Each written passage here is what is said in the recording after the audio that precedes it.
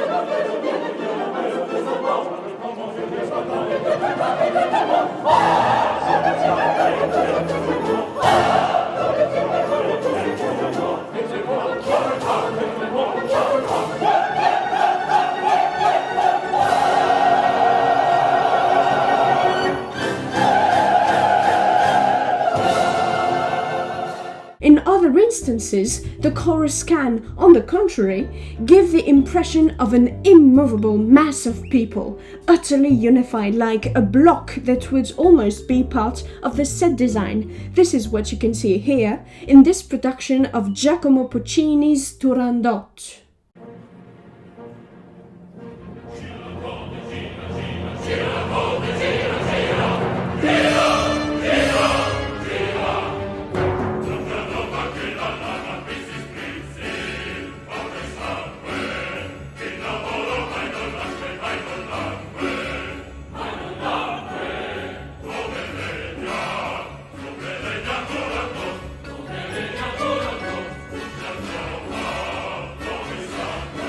What never changes is that the members of the chorus sing the same text at the same time. Sometimes they are divided in a few very specific groups. Don't worry, we'll come to that in another video. But inside of one of those groups, the lyrics and the music always go together. In a word, you could say that the chorus acts as one. It's a perfect example of synchronization, which of course is another way of saying that it has nothing to do with reality. I mean, I don't know about you, but when I see more than 10 people saying exactly the same thing in perfect unison in my daily life, it gives me the creeps, and I can only say that it reminds me of a demonic cult.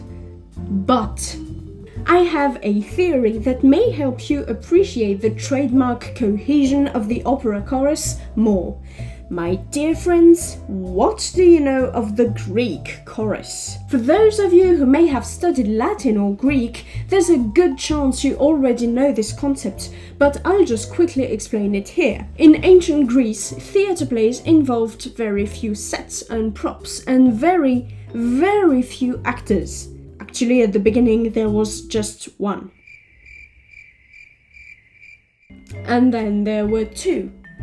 And in all of the ancient Greek tragedies, even in the later ones, there was a maximum of 3 actors. 3 actors in all, changing characters if necessary. Right, it's not a lot, especially since dialogues between those characters weren't obligatory. So just imagine A big stone stage, maybe 2 columns, and if you're lucky, a colored wooden board in the back to make it look pretty, and one guy at the center. I say guy because women weren't allowed to act at the time, so one guy telling you his life story. I mean, that's intense, right? So then, the Greeks tried to put a little life in all this, and to find a way to tell the audience all the bits of information that maybe the main character or characters could not include in their monologues. So, here's what they did. They put a dozen other guys, not too far, but not on stage either. And those guys' job was to comment on the woes and misfortunes, I mean, let's be frank, it's a tragedy, of the characters. Which means that all in unison they told things like, "O royal lady, whom Persians all revere, pour out your offerings to the earth beneath, down to the chambers of the dead, while we in song will beg those gods who guide the dead down there to treat us kindly." Punchlines, basically. They did a pretty nice reconstitution of a chorus in the 2015 film Pompeii. I mean, it's a bit strange to see elements of Greek theatre in the Roman world, but hey, I'm being picky. By the patronage of Marcus Cassius Severus, and for the glory of Emperor Titus, remember all here the mighty victory of Senator Quintus Attius Corvus and his annihilation of the Celtic rebellion. So, to recap, this is what the chorus was for in ancient Greek theatre. It interacted with the character on stage, it added movement and life to the quite still environment of the play, and above all, it gave information and context to the audience, because the characters couldn't explain everything themselves. We currently don't know how important music was in ancient theatre. We do know that there was music, and we also know that some parts of the text were sung by the chorus or the characters themselves, but we don't know which parts exactly or how everything fit together all in all. Periodically, doctors and researchers try to reenact ancient Greek theatre, and in 1961, French director Jean Prat made a very important contribution to these efforts by adapting Greek playwright Aeschylus' famous tragedy The Persians for television. The film follows the Greek text quite closely, and Prat's goal was to produce a modernized experience of ancient theatre while still creating his own work of art, very refined and stylized, using precise directing and music. It's worth noting that all the interventions by the chorus are sung here, but it's closer in style to psalmody than to melodic singing found in operas. I put a link to the complete thing in the description, and although I'm afraid it's all in French, I think it'd still be a valuable experience, because even without understanding the text itself, if you have a basic knowledge of the plot, which you can get on Wikipedia, you can follow along very easily and rely on the staging, costumes, voices and music to really enjoy it. So don't hesitate. For now, here's just an extract where you can see for yourself the role of the chorus.